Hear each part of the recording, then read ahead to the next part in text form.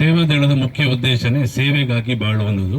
ಆ ಒಂದು ಉದ್ದೇಶನ ಇಟ್ಕೊಂಡು ಸ್ಥಾಪನೆ ಮಾಡಿದಂಥ ನಾಸು ಹರ್ಡಿಕರರು 50ನೇ ವರ್ಷದ ಪುಣ್ಯಸ್ಮರಣೆ. ಇವತ್ತು ನಮ್ಮ ಆಗಲಿ 50 ವರ್ಷ ಆದ್ರೂ ಕೂಡ ಅವ್ರನ್ನ ಏನಕ್ಕೆ ನೆನೆಸ್ಕೊಂತ ಇದ್ದೀವಿ ಅಂದರೆ ಅವ್ರು ಮಾಡಿದಂಥ ಸೇವೆ.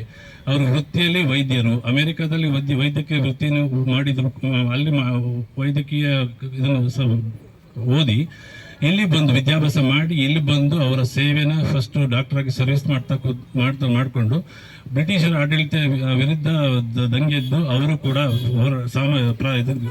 ಸ್ವತಂತ್ರ ಹೋರಾಟಗಾರರು ಭಾಗಿಯಾಗಿದ್ರು.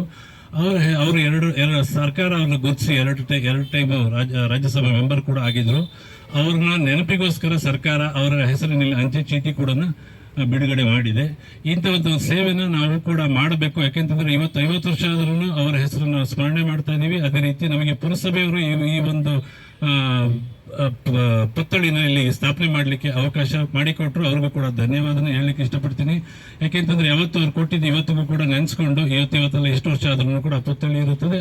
ಅದೇ ಥರ ಅವರು ಪುರಸಭೆಯವರು ನಮಗೆ ಮಾಡಿದಂಥ ಸೇವೆಯನ್ನು ನಮಗೆ ನೆನಪಲ್ಲಿರ್ತದೆ. ಅದೇ ರೀತಿ ಎಲ್ಲರೂ ಕೂಡ ಸೇವೆನ ಮಾಡ್ತಾ ಸೇವೆ ಮನವನ್ನು ಬೆಳೆಸ್ಕೊಳ್ಬೇಕು ಅಂತ ಕೇಳ್ಕೊಳ್ತಾ ನನ್ನ 2 ಮಾತನ್ನ